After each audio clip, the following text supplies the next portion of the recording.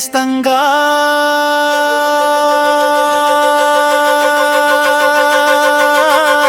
జై కిసాన్ ఫౌండేషన్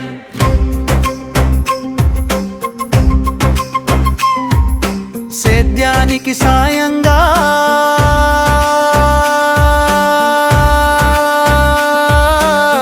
జై కిసాన్ ఫౌండేషన్ అన్నదాతకు అండగా జై కిసాన్ ఫౌండేషన్ పసిడి పంటల పండుగగా జై కిసాన్ ఫౌండేషన్ నిరంతర ఆశయమే ఊపిరిగా నాగమల్లి ఓ బూలేషు సాగిన జీవన ప్రయాణము రవకొండ వేదికగా సాగుతోంది జైత్రయాత్ర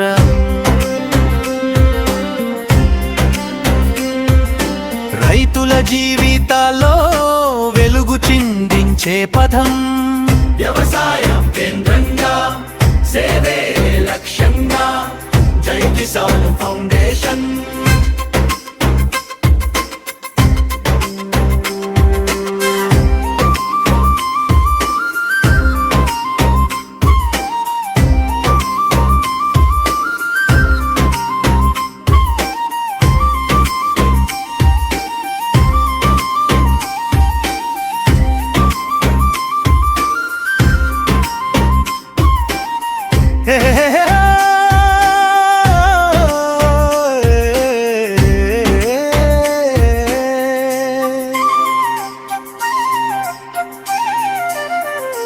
వ్యవసాయాన్ని శాస్త్రంగా విడమర్చి భూమి బలహీనతలపై సాంకేతికతను నింపి లాభదాయక పంటలపై పరిశోధన సాగించి పుడమి పుత్రుల త్యాగాన్ని ప్రపంచానికి చాటి పగలు రేయి మమకారంగా పోరాడే పాటి హలం పట్టిన రైతులో విశ్వాసం నింపుతూ పొలాల్లో గెలిపించే శక్తి జై కిసాన్ ఫౌండేషన్ రైతు క్షేమమే లక్ష్యంగా బాటలు వేసే యాత్ర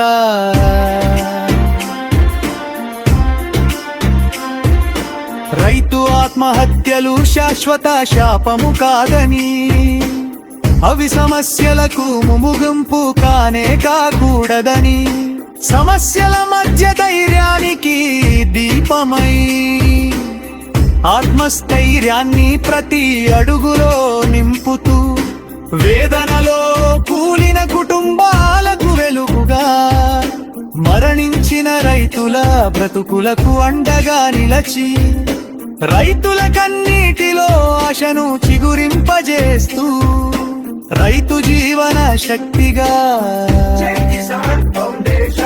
రైతుల ఆరోగ్యం కోసం ఆరోగ్య శిబిరాలు విజ్ఞానవంతమైన వ్యవసాయ శిక్షణలతో వృత్త నిరుపేద రైతులకు వస్త్రదానాలు చేస్తూ రైతు కుటుంబాలకు ఆపదలో అండగా సహాయ నిధి రూపంలో భరోసా చేతబట్టి కష్టకాలంలో రైతులకు తోడు నీడగా నిలుస్తూ రైతుల నేస్తంగా రేపటి ఆశగా ఎదుగుతూ దాదాపు 2000 మంది పాల్గొనడం జరిగిందన్నమాట. అంటే రైతు గురించి అంత బాగా చేసి ఎంతో 2000 మంది పాల్గొన్నారంటే నిజంగా మనమందరూ చాలా గర్వించాలి. సో వాళ్ళలో కొంతమందికి మాత్రమే ప్రైజ్ ఎవరికైతే వచ్చిందో వాళ్ళు మాత్రమే ఇవ్వడం జరిగింది. సో అది కూడా ఆర్ట్స్ కాలేజ్ వాళ్ళు మాత్రం ఇచ్చారు. సో కాబట్టి ఈ యొక్క ఫౌండేషన్ ద్వారా చేస్తున్న ప్రతి ఒక్క కార్యక్రమం కూడా చాలా ఇన్నోవేటివ్గా ఉంటాయి. ఎందుకంటే రైతు బాధలు తెలిసిన వ్యక్తి, రైతుల కోసం తప్పించే మనస్తత్వం ఉన్నటువంటి వ్యక్తి ఒక మంచి ఫౌండేషన్ మన కోసం ఇచ్చి ఈరోజు దాని ద్వారా ఎంతో ఉత్తమమైనటువంటి వారికి కావాల్సిన అన్ని విధాల సహాయ సహకారాలను ఇవ్వడం అనేది మా యొక్క జై కిసాన్ ఫౌండేషన్ యొక్క ముఖ్య ఉద్దేశం. ఈ యొక్క జై కిసాన్ ఫౌండేషన్ ద్వారా ఇప్పటిదాకా జరిగిన ప్రతి ఒక్క కార్యక్రమంలో కూడా ఎంతోమంది రైతులు పాల్గొనడమే కాదు, ఎంతోమంది లబ్ధి పొందిన వాళ్ళు కూడా చాలామంది ఉన్నారు. ఎందుకంటే సమస్య ఎక్కడున్నా కూడా మన జై కిసాన్ ఫౌండేషన్ ముందుకెళ్తుంది, ఆ సమస్య పరిష్కారం చేయగలుగుతుంది. సో అలాంటి మంచి పరిష్కార ధోరణిలో ఎన్నో మంచి కార్యక్రమాలు చేసి ఈరోజు ఇప్పుడు మీ అందరినీ కూడా ఒక చోట చేర్చి ఈరోజు మన జెడ్పీ హాల్లో ఈ యొక్క మంచి కార్యక్రమాన్ని జై కిసాన్ ఫౌండేషన్ వారి ఆధ్వర్యంలో జాతీయ రైతు దినోత్సవ కార్యక్రమాన్ని ఎంతో బాగా సెలబ్రేట్ చేసుకోవాలి. మన కలెక్టర్ గారు కూడా రాబోతున్నారు. సో మరి ఇలాంటి కార్యక్రమం ఎంతో పెద్దగా చేతుల మీదుగా జరగాలి. మీ అందరికీ కూడా మార్గదర్శకుల్లో ఉండేటువంటి ఉత్తమమైనటువంటి వారిని గెస్ట్గా కూడా పిలవడం జరిగింది. సో అలాంటి ఈ మంచి వాతావరణంలో మనం అందరూ కూడా ఒక జై కిసాన్ ఫౌండేషన్ ద్వారా ఇక్కడ కలవడం అనేది నిజంగా చాలా ఆనందకరం. సో ప్రతి ఒక్క రైతు దేశానికి వెన్నెముక లాంటి వాడు. అది నినాదం కాదు, అది ఉన్నట్టు వాస్తవం. సో ఆ వాస్తవాన్ని గుర్తించడం అనేది కూడా చాలా ముఖ్యం. సో మరి ఈ యొక్క రైతుల గురించి జరుగుతున్న ఈ యొక్క జాతీయ రైతు దినోత్సవ శుభ సందర్భంలో జై కిసాన్ ఫౌండేషన్ ద్వారా సో కొన్ని ఏవీస్ అన్ని మీ అందరి కోసం కొన్ని అరేంజ్ చేయడం జరిగింది. సో దయచేసి గెస్ట్ వచ్చే వరకు మనం ఏవీస్తో ఫాలో అవుదాం. So thank you so much. So ఆయన నాకు ఎంత సంతోషం చూస్తేనే అర్థమవుతుంది. స్టార్ట్ చేయండి.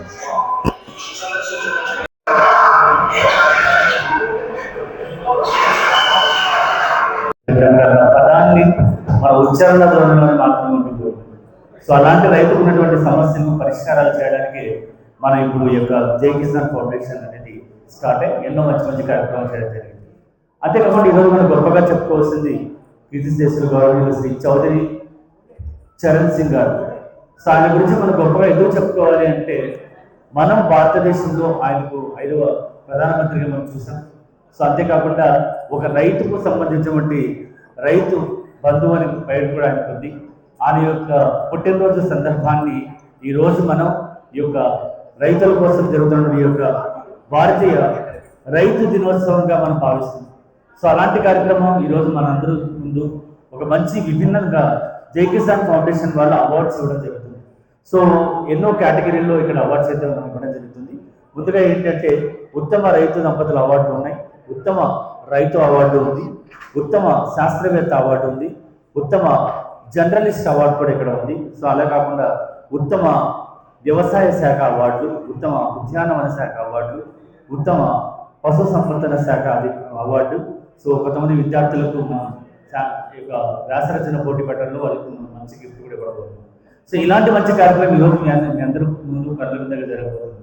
సో కాబట్టి ఈ యొక్క కార్యక్రమం ఇంత అద్భుతంగా దిగ్విజయంగా జరగడానికి వెన్నట్టు ఉండి ఈ యొక్క కార్యక్రమం నడిపిస్తున్నటువంటి జై కిసాన్ ఫౌండేషన్ ఆధ్వర్యంలో జాతీయ రైతు దినోత్సవ కార్యక్రమానికి ఈరోజు మన ఎన్ ఓబులేస్ గారు, సో అనంత అవార్డు గ్రహీత, అలాగే ఫౌండర్ అండ్ చైర్మన్ ఆఫ్ జై కిసాన్ ఫౌండేషన్ గారిని వేదిక మీద రావాల్సిందిగా మీ అందరికీ అర్థాంతరంతో ఆహ్వానిస్తాను.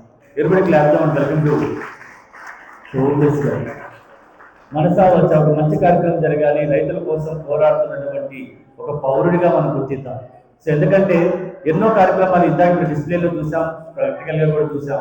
రైతుకు ఉన్నటువంటి గొప్పతనాన్ని, రైతుకు ఉన్నటువంటి వాల్యూని ఈరోజు మన జై కిసాన్ ఫౌండేషన్ ద్వారా ఎన్నో మంచి కార్యక్రమాలు జరిగాయని మీకు తెలిసిందే, మీరు అందరూ చూసింది. సో అలాగే ఈరోజు యొక్క కార్యక్రమానికి పిలవగానే ఎంతోమంది అతిథులు వచ్చారు.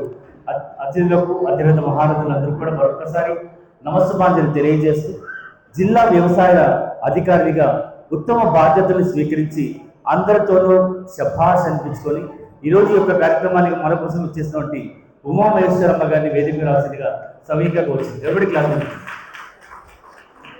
సో వ్యవసాయ అధికారిగా తను చేసినటువంటి సేవలు, అవగాహనలు చెప్పాం. ఎంతో అద్భుతంగా ఎంతోమందిని అన్ని విధాల సహాయ సహకారాలు అందించినటువంటి అధికారికి ధన్యవాదాలు తెలియజేస్తున్నాం. సో అలాగే జిల్లా ఉద్యానవన అధికారిని ఉమాదేవి గారిని కూడా వేదిక రావాల్సిందిగా సవినయంగా కోరుతున్నాం.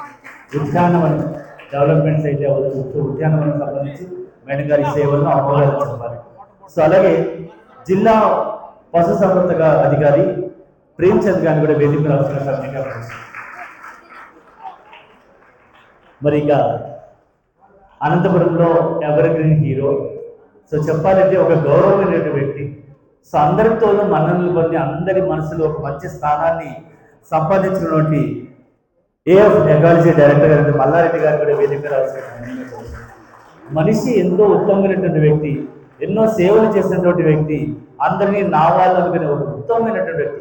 ఒక్కసారి ఎవరిబడికి అర్థం మనసారా మనస్ఫూర్తిగా ఈరోజు ఒక వ్యక్తిని మనం ఇంత గౌరవిస్తున్నామంటే ఆయన చేసినటువంటి సేవలే అందుకు కారణం. సో ఇకపోతే దేశం అంటే మట్టి కాదు, దేశం అంటే మనుషులు. సో సమాజం మనది, సమాజంలో మనం ఉండాలి, సమాజం కోసం మనం పోరాడాలి. అని ఒక వ్యక్తిగా ముందడుగు వేసి ఎంతో మందికి నువ్వు మనిషివి, నీలో ఉన్నటువంటి మానవత్వాన్ని చూపించు, సమాజానికి సేవ చేయి, పర్యావరణాన్ని కాపాడు అంటూ ఎన్నో మంచి కార్యక్రమాలు ఇన్నోవేటివ్గా. సో ప్లాస్టిక్ అయితే ఏదైతే అన్నీ కూడా ప్లాస్టిక్ అనేది ఉండకూడదని పోరాడారు. ఇప్పుడు ప్లాస్టిక్ బ్యాగులు వాడకూడదు, సంచులు ఆడవాళ్ళు కట్టుకున్నట్టు చీరల్ని అద్భుతంగా బ్యాగుల్లో తయారు చేసుకుని ఎంతోమంది పంచుతారు. సో పక్షుల కోసం గూళ్ళను పంచి, ఇలా ఎన్నో ఎన్నో ఎన్నో చెప్పాలంటే చాలా ఉన్నాయి. మా ఏజీ అనిల్ గారు, సో ఆయనకు మీ అందరి కర్తవ్యంతో భవిష్యత్తులో ఒక మంచి వ్యక్తిగా, ప్రతి ఒక్కరి మనసులో దోచుకునే వ్యక్తిగా నేను భావిస్తున్నాను. సో అనిల్ గారు, థ్యాంక్ యూ సో మచ్. మీరు ఇక్కడ రావడం మేమంతా చాలా హ్యాపీగా ఫీల్ అవుతున్నాం.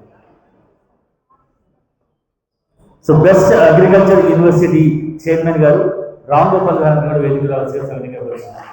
సో మీ అందరికీ బాగా తెలిసిన సార్ గురించి కూడా, సో మనసా వాచ అందరితోనూ ఎంతో సాన్నిహిత్యంగా, అందరితోనూ అడిగిన సమాధానానికి అడిగిన క్వశ్చన్ సరైన సమాధానం కానీ పరిష్కారాన్ని కానీ ఇచ్చే ఒక మంచి వ్యక్తి. సో ఇక రాజయోగి భాస్కర్ గారు, సో మీ అందరు తెలుసు రాజయోగి గారు నిత్యం సేవలు, నిత్యం పర్యావరణంలో నేను ఉండాలి, ఆ పర్యావరణాన్ని సంరక్షించే బాధ్యత నాది అనుకున్నటువంటి వ్యక్తి.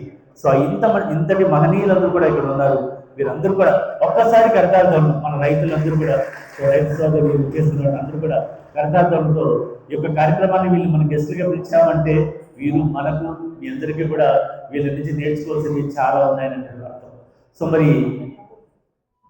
అందరి కూడా ఎవరైతే సభకు అలంకరించినప్పుడు పెద్దలందరూ కూడా ఒకసారి జ్యోతి ప్రచురణ చేస్తున్న అమ్మ వెళ్ళండి ఎవరండి క్యాండిల్. సో జ్యోతి లక్ష్మీపతే యత్ర యోగేశ్వర కృష్ణమేత పార్థో ధనుత్తరః తత్ర శ్రీ విజయోర్భూతి స్మృతే సకల కళ్యాణ భాజనం యత్రఛాయతే పురుషస్తమగం నిత్యం దశామి సర్వం హరి సర్వధాం సర్వకార్యేషు నాస్తేషాం పుతస్తేషాం తేషాం పరాభవః ఏషాం దివశ్యామో హృదయస్తోచనార్థనాం ఆపదామపహర్తారం ధాతారం విశ్వసంపదాం లోకాభిరామం శ్రీరామం భూమ్యో భూమిరమామ్యహం సర్వమంగళ మాంగళ్యే శివే సర్వార్థసాధికే శరణ్యే త్రయంబకే దేవి నారాయణి నమోస్తుతే. ఓం ఉద్భుత్య స్వాగ్నే ప్రతీకాగ్రహి త్వమిస్తాపూర్తే సదం సృజేతాయచ్చ అస్మిన్ సదత్తే అద్దుస్తరస్మిన్ విశ్వే దేవా యజమానశ్చ సీతక అగ్నయే స్వహ అగ్నయే స్వహ అగ్నయే స్వహ. ఒకసారి కరతాల ధ్వనులు చేయండి.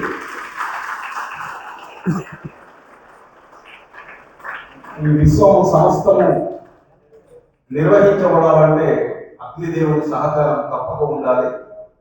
వారి ద్వారానే దేవతలకి మానవులకి అనుసంధానం జరుగుతుంది. అందుకు మనం ఇక్కడ అగ్నిదేవుని మొట్టమొదట పూజించుకుని దేవతలతో అనుసంధానం కావడానికి ఇక్కడ మనం దైవ కార్యాలు చేయడానికి ఇక్కడ మనం పూనుకుంటున్నాం.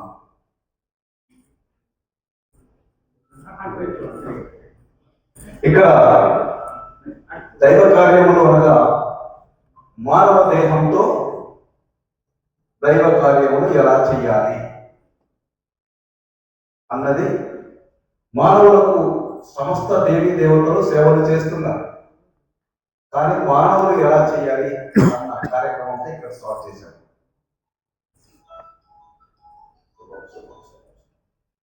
సో సర్వే జనా సుఖినో.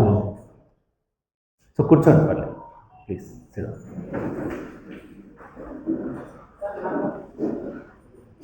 సో అందరూ కూడా మన సీట్లలో ఆసనం కావాల్సిన. సో జై కిసాన్ ఫౌండేషన్ వారి ఆధ్వర్యంలో మంచి అవార్డ్స్ రూపంలో ఎవరైతే అర్హులో వాళ్ళకి అవార్డ్స్ ఇవ్వడం కూడా చాలా అద్భుతంగా అనిపిస్తున్న గ్రహీత, అలాగే మన జై Kisan foundation founder and chairman గారిని సాధారణంగా ఆహ్వానిస్తూ, సో ఈ యొక్క కార్యక్రమంలో జరుగుతున్నటువంటి విషయాన్ని, ఈ కార్యక్రమం యొక్క ముఖ్య ఉద్దేశం, సో ఈ యొక్క కార్యక్రమానికి వారు చేసినటువంటి ప్రతి ఒక్క కార్యక్రమాన్ని క్షుణ్ణంగా మాట్లాడే విధానం కూడా ఉంది. సో కాబట్టి సార్ గారిని సాధారణంగా ఆహ్వానిస్తున్నాం. పూజా కార్యక్రమం తర్వాత చేస్తే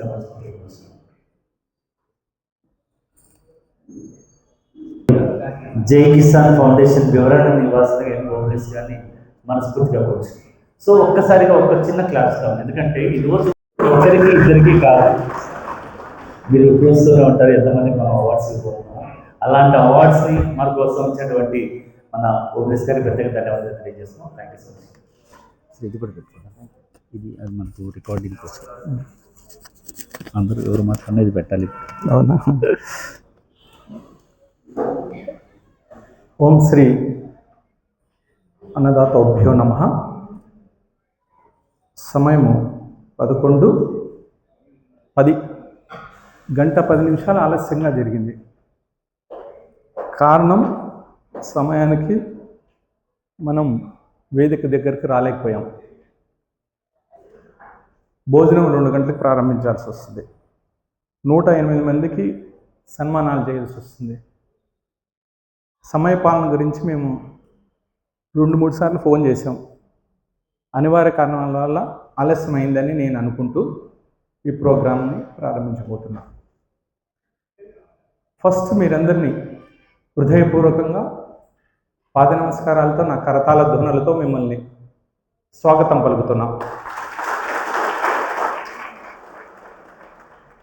ఇది చాలా సాహసోపేతమైనటువంటి కార్యం. 8 జిల్లాలకి మేము అప్లై చేసుకోమని కోరటం జరిగింది. 5 విభాగాల్లో శాస్త్రవేత్తలు, జర్నలిస్టులు, విస్తరణ అధికారులు, విద్యార్థులు, రైతు దంపతులు, రైతులు చాలామంది అప్లై చేసుకున్నారు. అందరూ నాకు తెలిసి అద్భుతమైనటువంటి ప్రతిభా సమర్థులే. అయితే అందరికీ ఇవ్వాలనే ఉంది, కానీ అందరికీ ఇస్తే 2 రోజులు పడుతుంది. 2 రోజులు పడుతుంది. అయితే దీన్ని మనం సింక్రనైజేషన్ చేసి ఒక 25 మందిని ఒక్కొక్క విభాగం నుంచి ఎంపికనే చేయటం జరిగింది. ఇప్పుడు స్టూడెంట్స్తో కలిపితే 125 మందికి మనం ఈరోజు గొప్పగా సన్మానం చేయాలని మిమ్మల్ని అందరినీ ఆహ్వానించడం జరిగింది. అయితే సమయం లేదు. నేను ముందే ఏమనుకొని ఈ ప్రోగ్రామ్ను ప్రారంభించానంటే, సమయం నా దగ్గర 4 గంటలే ఉంది. 10 గంటలకు వస్తే కరెక్ట్గా సన్మానం చేస్తే ఇంకా సాల్కొస్తుంది. ఎందుకంటే సన్మాన ఏర్పాట్లు చాలా అద్భుతంగా ఉండాలి. మీరు మీ వ్యక్తిత్వాన్ని, గుణగణాలని, మీ సమర్థతకు ఎన్నో అవార్డులు, సన్మానాలు, గౌరవాలు మీకు దక్కి ఉంటాయి. నేనేం కాదనట్లేదు. అంతకంటే గొప్పగా మేము ఇవ్వాలనే ఉద్దేశంతో చాలా హోంవర్క్ చేశాము. అయితే మర్యాదలు ఎక్కువగా ఉండాలి, మాటలు తక్కువగా ఉండాలి అని ప్రోగ్రాం ప్రారంభిద్దాం అనుకున్నాం. మర్యాదలే ఎక్కువ ఉండాలి. ఎందుకంటే భారతదేశంలో మాట్లాడే వాళ్ళు చాలామంది ఉన్నారు, ప్రవచనకర్తలు చాలామంది ఉన్నారు, ఆచరించే వ్యక్తులే లేరు. అందుకే వ్యవసాయ రంగానికి వెన్నుదండగా ఉన్నటువంటి కీలకమైనటువంటి 4 పిల్లర్స్. ఒకటి శాస్త్రవేత్తలు. వీళ్ళు బోధిస్తారు, పరిశోధిస్తారు.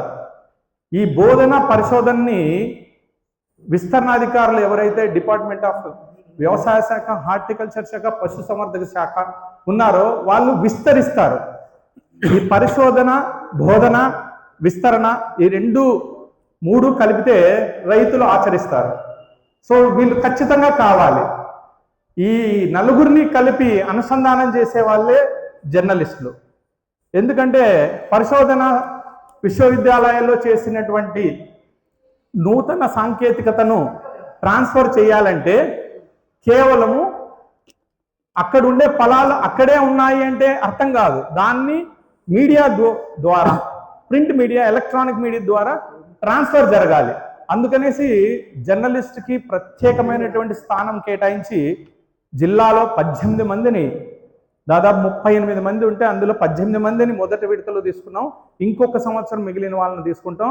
అయితే ఇందులో బెస్ట్ అని అన్నారంటే రిమైనర్లు బెస్ట్ కాదని అర్థం కాదు. ఎందుకంటే ఈ టైంలో మిమ్మల్ని తీసుకున్నాం, నెక్స్ట్ ఫేజ్లో ఇంకొకరిని తీసుకుందాం అనే ఉద్దేశాన్ని మాత్రమే తెలియజేస్తుంది. అయితే మెయిన్ సబ్జెక్ట్ ఎందుకు చెప్పాలనుకుంటున్నానంటే, దీని అంతటికి ముఖ్యంగా నేను సౌత్ ఇండియాలో చాలా ఆర్గనైజేషన్లో పనిచేశాను. ఇక్రిసాట్ మహోన్నతమైనటువంటి ఇంటర్నేషనల్ విశ్వవిద్యాలయాల్లో 8 ఏళ్ళు పనిచేశాను. అలానే స్టేట్ విశ్వవిద్యాలయాల్లో కూడా పనిచేశాను. చాలా కంపెనీల్లో పనిచేశాను. బేసిక్గా నాది మధ్యతరగతి రైతు కుటుంబం. మాకు వ్యవసాయంలో ఉన్న ఒడిదుడుకులు, కష్టాలు, నష్టాలు తెలుసు. ముఖ్యంగా నేను రాయలసీమ బిడ్డను. మాది కరువు ప్రాంతం, అంటే మనదంతా కరువు ప్రాంతం.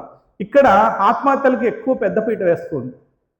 ఏ రాష్ట్రంలో ఏ ప్రాంతంలో కూడా లేని ఆత్మహత్యలు ఉరవకొండ, అనంతపురం జిల్లాలో పరిసర ప్రాంతాల్లో జరుగుతున్నాయి. ఈ ఆత్మహత్యల నివారణకు ఏదైనా చేయాలి, నా వంతుగా ఒక 20 ఏళ్ల పాటు కొన్ని లక్ష్యాలు, ఆశయాలు పెట్టుకొని చేద్దామనే ఉద్దేశంతో 2017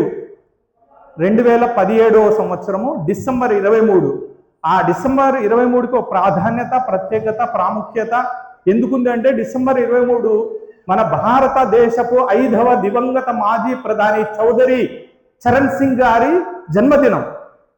అయితే ఆ రోజు ఎవరైనా చౌదరి చరణ్ సింగ్ గారి విశేషమైనటువంటి సేవలను గుర్తించి భారత ప్రభుత్వము ఆయన పేరు మీదుగా జాతీయ రైతు దినోత్సవాన్ని అనౌన్స్ చేసింది. కానీ నేను గూగుల్లో పోయి చాలా సెర్చ్ చేశాను, ఎవరైనా జాతీయ రైతు దినోత్సవం చేశారా ఏ రాష్ట్రంలోనైనా ఏ ప్రాంతంలో అయినా అంటే నాకు ఆ సందర్భానికి ఎక్కడ కనిపించలేదు.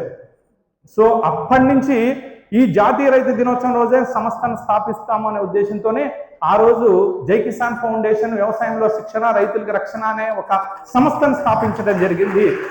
కేవలం ఒక మధ్యతరగతి రైతు కుటుంబంలో పుట్టిన నాకు నా దేశం పట్ల ఒక ఆశయ సాధనతో ఏదైనా ఒక 20 ఏళ్ల పాటు నా కుటుంబము అవిశ్రాంతంగా ఒక కార్యక్రమాన్ని రూపకల్పన చేయాలనే ఉద్దేశంతో ఉరవకొండలో స్థాపించినటువంటి సంస్థ గడిచిన 7 సంవత్సరాల నుంచి ఉరవకొండనే వేదికగా చేసుకొని దాదాపుగా 100-125 మంది రైతులకు ఎవ్రీ ఇయర్ సన్మానం చేయటం జరిగింది. అందులో ఇక్కడ వచ్చిన కొంతమంది సందిరెడ్డి, కొంతమంది రైతాంగం అక్కడికి కూడా పిలిచి మేము ఫెలిసిటేషన్ చేయటం జరిగింది. అయితే ఎందుకు చెప్తున్నానంటే అక్కడి నుంచి ఒక ప్రకృతి శక్తి అనంతపురంకి రప్పించడం జరిగింది. దానికి మూల పురుషుడు, మూలకారకుడు ఇక్కడున్న అనిల్ అన్న. నాకు అనంతపురంకి వచ్చి ఇంత పెద్ద ప్రోగ్రాం చేయాలన్న ఆ ధైర్యము, గుండె ధైర్యము అన్న నాకు మోరల్ సపోర్ట్ ఇవ్వటం వల్లే నేను రాగలిగాను. ఈరోజు ఇంత సభా వేదిక మీద ఇంతమందిని కూర్చోబెట్టగలిగాను. ఒక సామాన్యుని పిలుపుకి ఇంతమంది వస్తారు అన్నందుకు ఫస్ట్ నేను మీ మనందరికీ పాద నమస్కారాలతో మరొకసారి కృతజ్ఞత తెలియజేస్తున్నా. అయితే ఈ సంస్థ అయితే స్థాపించాము. ఏపీఎంఐపీపీడి ఇప్పుడే ఆసీనులు అయ్యారు. సార్ని హృదయపూర్వకంగా వేదిక మీదకి రావాల్సిందిగా కోరుచున్నాం. ఫ్లవర్ తీసుకురా.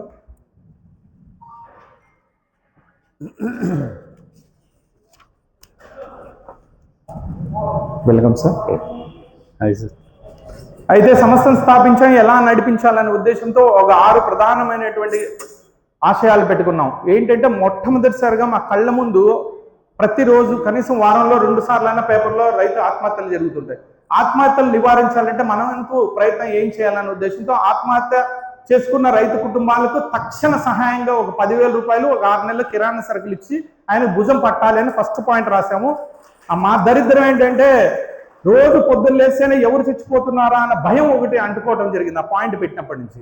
అలా 14 మంది ఇప్పుడు మన దగ్గర ఉన్నారు. అందులో ఒక కుటుంబం ఇప్పుడు వచ్చింది. మేము 7 సంవత్సరాల నుంచి వాళ్ళకి మేము ఫెలిసిటేషన్ చేస్తున్నాం. వాళ్ళ పిల్లలకి బట్టలు, వాళ్ళ కుటుంబానికి ఎంతో కొంత చాతనైన మేరకు మాకు ఫైనాన్స్ స్తోమతున్నంత వరకు చేయడం జరిగింది. అలాగే 60 ఏళ్ళు పైబడ్డటువంటి వృద్ధులు, అంటే రిటైర్డ్ అయిన తర్వాత పెన్షన్ వస్తుంది.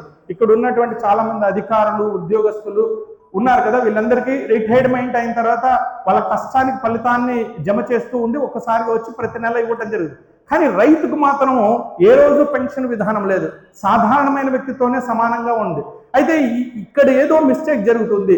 ఇక్కడ ఖచ్చితంగా వీళ్ళు కావాలి. 30 ఏళ్ల పాటు శ్రమించినటువంటి వ్యక్తికి మనం ఎంతో కొంత చేయాలనే ఉద్దేశంతో విశ్రాంత నిరుపేద రైతులకు ప్రతి సంవత్సరము దాదాపు 100 మందికి తక్కువ లేకుండా వస్త్రధారణ వితరణ ఇస్తారు. అంటే మా ఇంట్లో మా నాన్నకి ఎలా అయితే బట్టలు కొనుక్కుంటామో, అమ్మకి ఎలా అయితే బట్టలు కొనుక్కుంటామో వస్త్రధారణ వితరణ చేస్తున్నాం.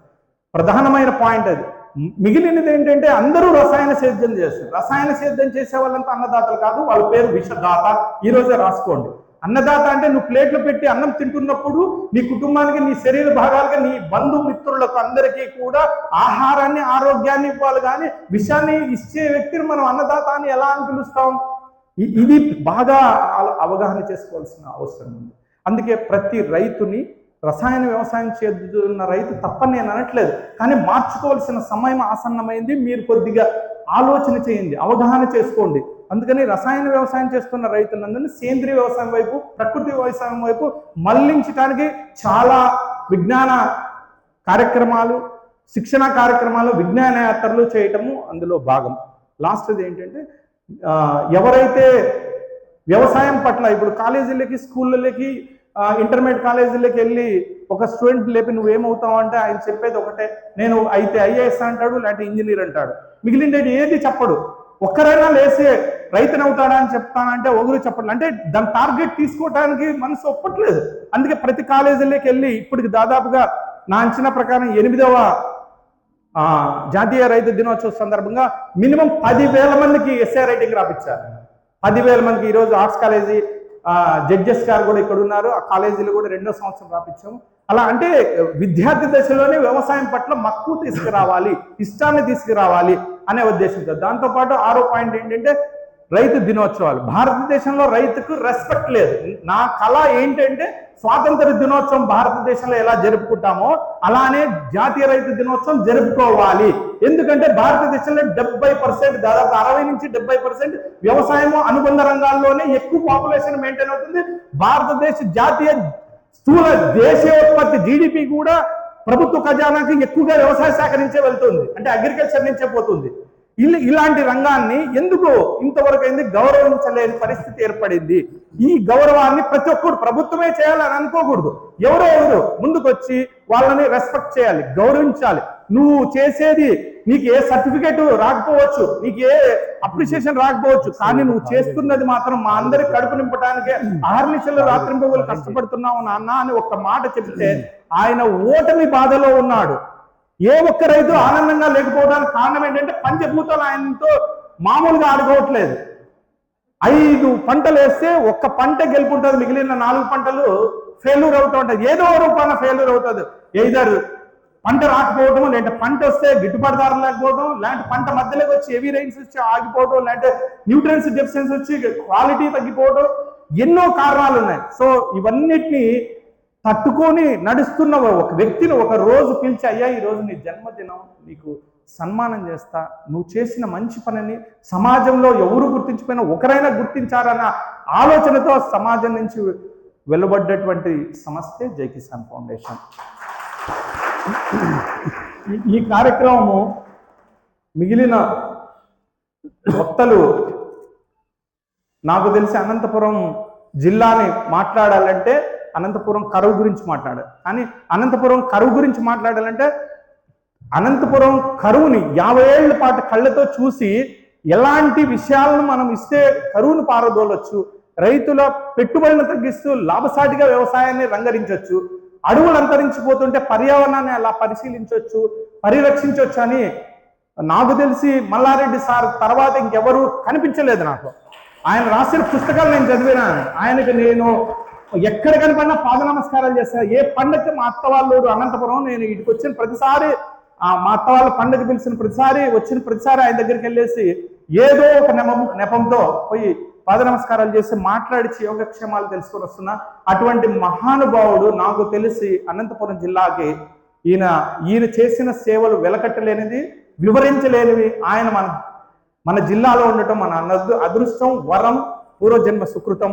ఆయన మిగిలిన జీవితం కూడా ఆయురారోగ్యాలతో ఉండాలని కోరుకుంటూ ఈ కార్యక్రమానికి వచ్చిన అతిథులందరికీ పేరు పేరున అధికారులందరికీ హృదయపూర్వకంగా మరొకసారి శుభ స్వాగతాన్ని తెలియజేస్తూ, ఇక్కడ ఆసీనులైనటువంటి రైతులు, రైతు కుటుంబాలు, విద్యార్థులు, విస్తరణాధికారులు, శాస్త్రవేత్తలు, జర్నలిస్టులకు మరొకసారి హృదయపూర్వకంగా శుభ స్వాగతం తెలియజేస్తూ అందరికి గట్టిగా క్లాప్స్ కొట్టాలి.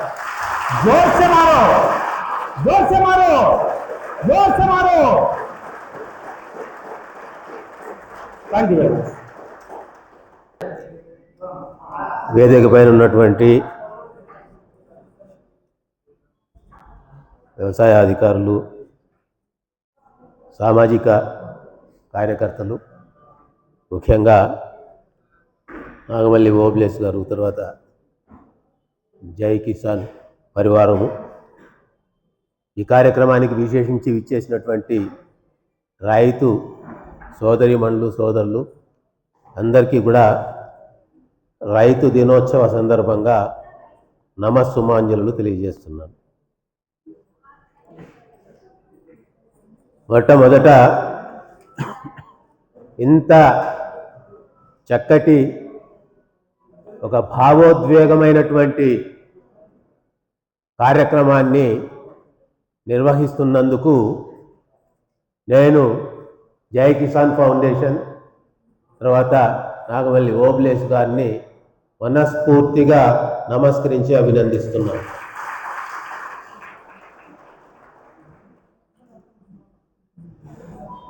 ఎంతో భావోద్వేగంతో, ఒక తపనతో తాను రైతుల కోసమని పనిచేస్తూ వారి ముఖాలపైన కొంతైనా చిరునవ్వు చూడాలని చెప్పని ఆయన ఎన్నో ప్రయత్నాలు చేస్తూనే ఉంటారు. మేము గమనిస్తూనే ఉన్నాము. నిజంగానే ఓబ్లేస్ గారిని, జై కిసాన్ ఫౌండేషన్ వారిని మన జిల్లా అంతా కూడా నిజంగా ధన్యవాదాలు తెలియజేయాలని చెప్పని నేను కోరుకుంటున్నాను. మేము కానీ ఇక్కడ ఉన్నటువంటి అధికారులు, సేవా తత్పరులు అందరూ అయితే కూడా రైతు సమస్యలను చూసినప్పుడు మేమంతా ఉడతలు, రామాయణంలో ఉడతలు అన్నమాట. ఉడతాభక్తిగా రైతుకి ఏదో కొంత ఉపశమనం జరగాల అని చెప్పని ప్రయత్నం చేస్తున్నామే కానీ అయితే కార్యం చాలా గొప్పది. మా సంతృప్తి కోసం చేస్తున్నామే కానీ మీకు ఎంత మేలు జరుగుతుందో మేము చెప్పలేమన్నమాట.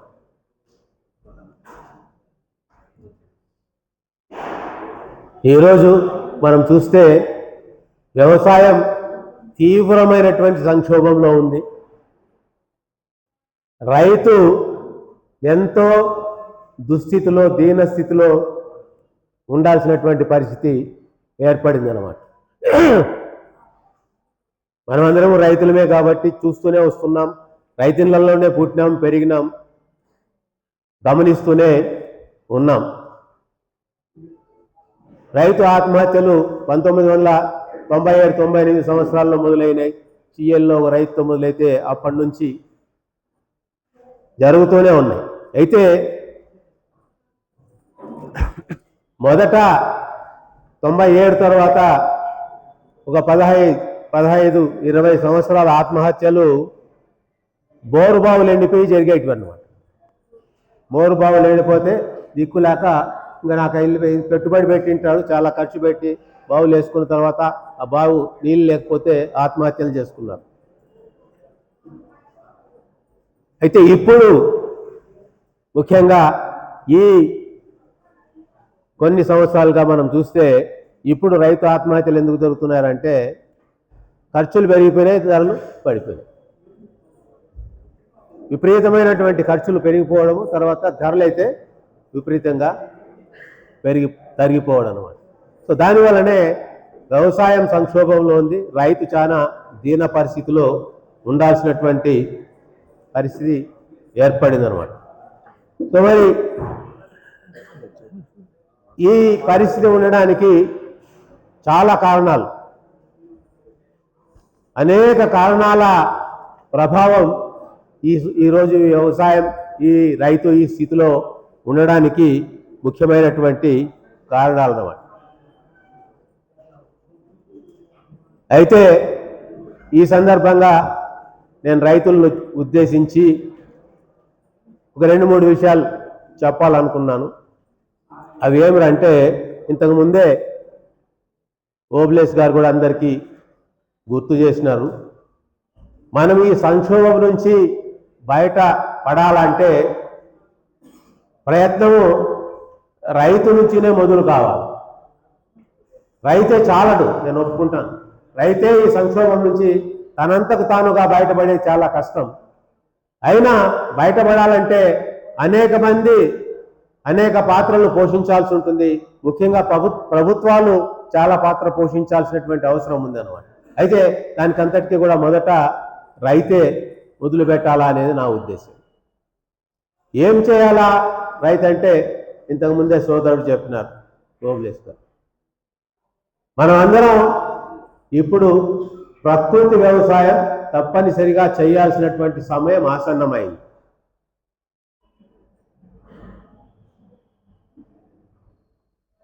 ఎందుకురా అంటే ఒకప్పుడు గురజాడ చెప్పినాడు. ఏం చెప్పినారు అంటే దేశం అంటే మట్టి కాదు, దేశం అంటే మనుషులు అన్న. అయితే ఈరోజు ఉన్న పరిస్థితి చూస్తే దేశం అంటే మనుషులే కాదు, దేశం అంటే మట్టి కూడా నోయని. మట్టి లేని దేశంలో ఏ జీవి ఉండదు, మనిషి ఉండడు అన్నమాట. మట్టి ఉంది ఇప్పుడు, అయితే అది విషతుల్యమైపోయింది. దేశానికి రైతు వెన్నెముక అన్నారు. నా దృష్టిలో రైతు దేశానికి వెన్నెముక కాదు, రైతు మనిషికి ప్రాణాధారం. నీరెంత ముఖ్యమో తిండి అంత ముఖ్యం.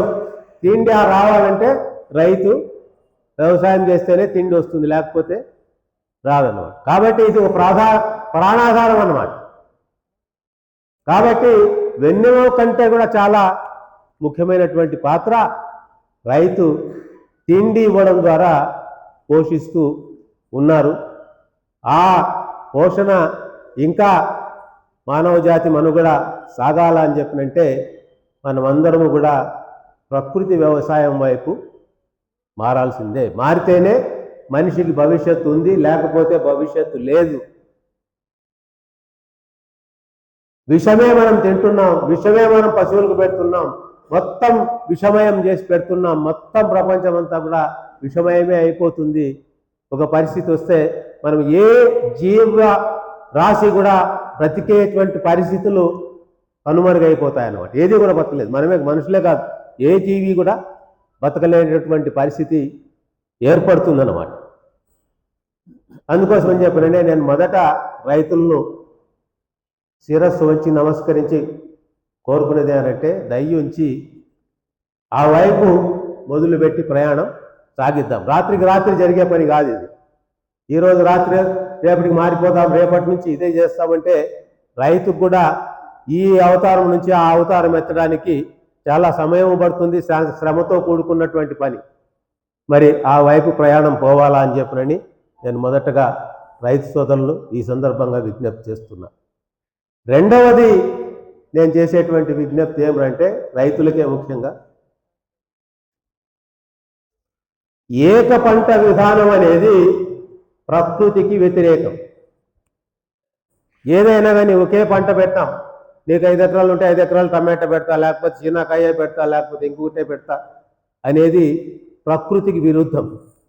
ప్రకృతికి ఎంత విరుద్ధమో నీ ఆర్థికంగా నిలదొక్కేదానికి కూడా అంతే విరుద్ధం అవుతుంది. ఎందుకంటే ఒక్క పంట, ఆ ఒక్క పంట పెడతావు, ఆ ఒక్క పంట ధర పడిపోయిందిరా అంటే, లేదంటే తెగులు వచ్చిపోయిందిరా అంటే ఆత్మహత్య చేసుకోవాల్సినటువంటి పరిస్థితి.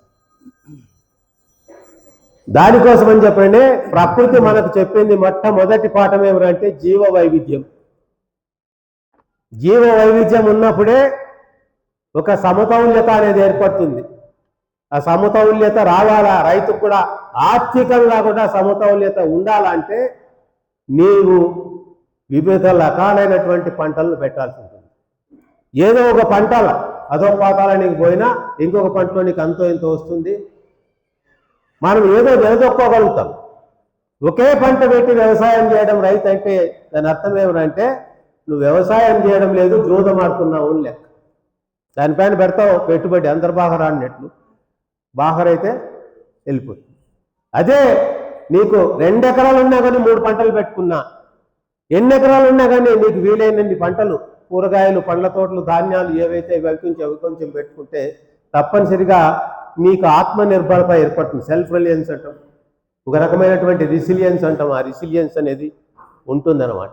సో కాబట్టి నేను రైతుకు ముఖ్యంగా కోరుకునేది ఏంటంటే ఒక్క పంట పైన మీ పెట్టుబడి అంతా పెట్టి జూదమాడద్దండి. జూదమాడి బ్రతికిన వాళ్ళు ఎవరు లేరు.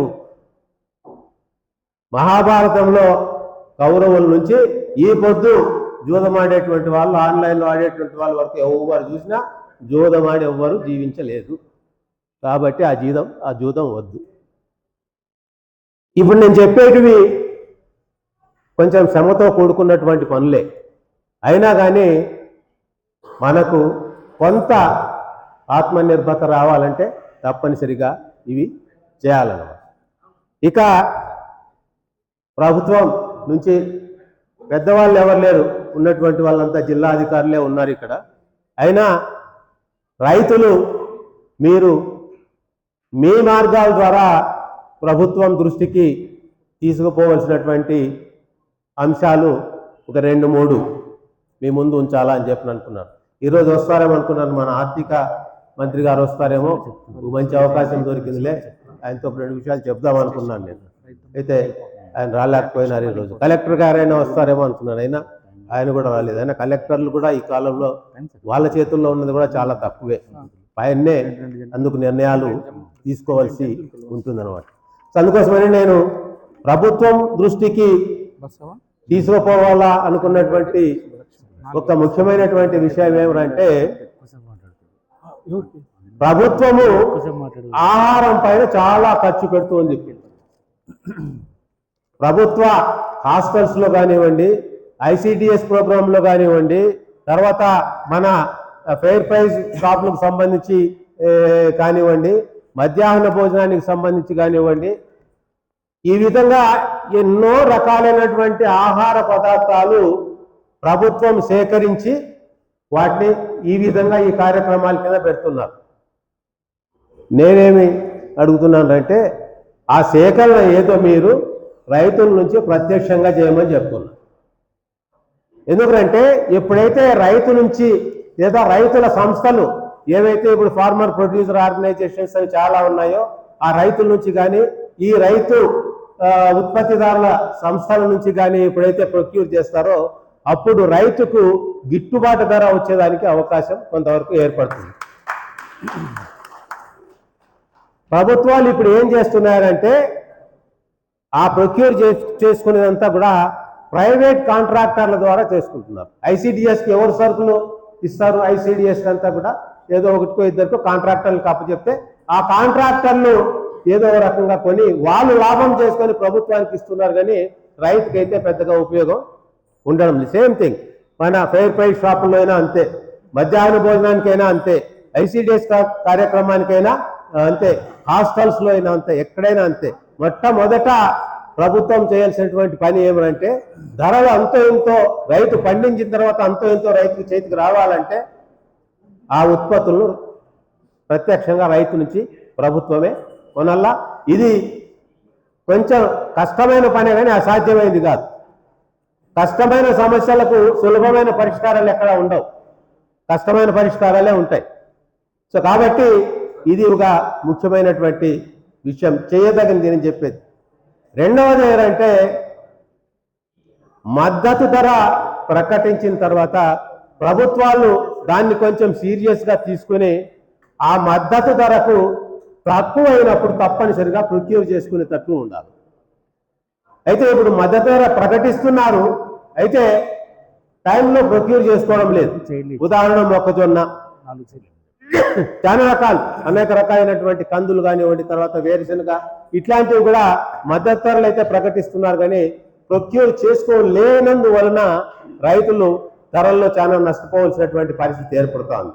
సో దానివల్ల నేను ప్రభుత్వానికి ముఖ్యంగా నిన్నమూ చెప్తున్నటువంటి విషయమే, అయితే మరొకసారి వాళ్ళ దృష్టికి తీసుకుపోవాలనుకున్నటువంటి విషయం ఏమంటే దయించి మీరు కనీసం ఏదైతే ప్రొక్యూర్మెంట్ ధర మీరు మద్దతు ధర ప్రకటించినారో అందుకు ప్రొక్యూర్ చేయమని మాత్రం ప్రభుత్వాన్ని మనం అందరం అడగాల్సిందనమాట.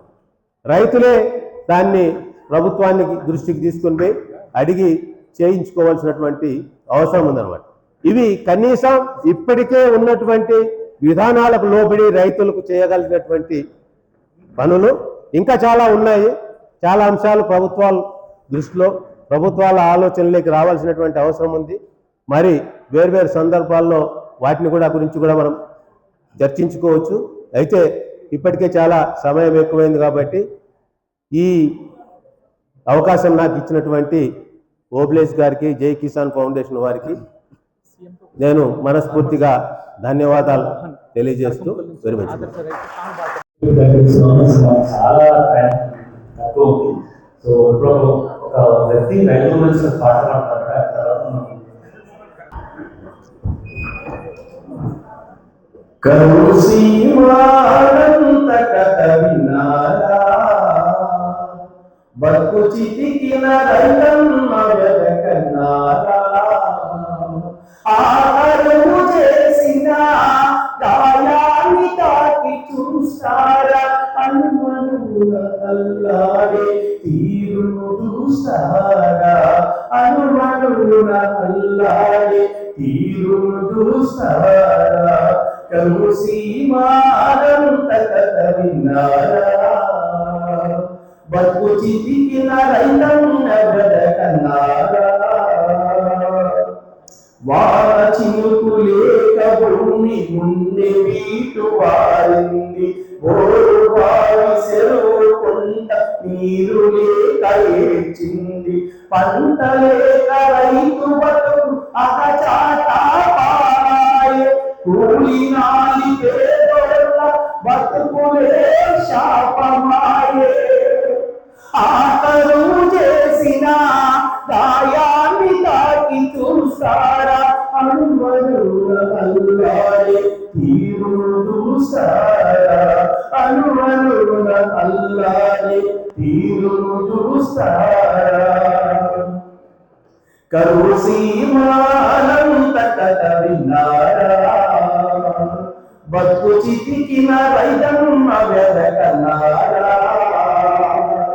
భూగర్భ జలాలన్నీ అడుగంటి పోయాయి, అడవి తల్లి అనాడిని రక్షించామంటోంది, పేద రైతు బతుకులేమి ఒడిగట్టిన దీపాలై, మేత లేక పశువులను కసాయి పాలాయే, ఆ కరువు చేసిన గాయాన్ని తాకి చూస్తారా, అనుమనుల అల్లాడే తీరును చూస్తారా, అనుమనుల అల్లాడే తీరును చూస్తారా, కరుసీమానంత కథ విన్నారా, బతుకు చితికిన రైతన్న వెదకన్నారా,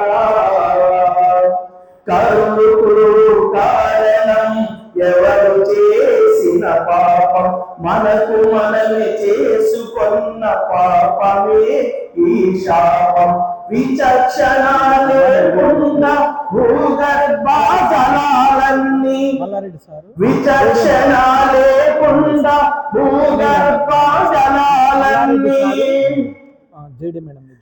నీరు మరి నింపకుండా నిర్లక్ష్యం చేశాము, ఇకనైనా మేలుకో వాన నీరు నిలుపుకో, ఇకనైనా మేలుకో వాన నీరు నిలుపుకో, కరువు తీర మన బతుకులు పచ్చగా పండించుకో, కరువు తీర మన బతుకులు పచ్చగా పండించుకో, కరుసీమానంత కథ విన్నారా, బతుకు చితికిన రైతన్న వెదకన్నారా, ఆ కరువు చేసిన గాయాన్ని తాకి చూస్తారా, అనుమనుల అల్లాడే తీరును చూస్తారా, అనుమనుల అల్లాడే తీరును చూస్తారా.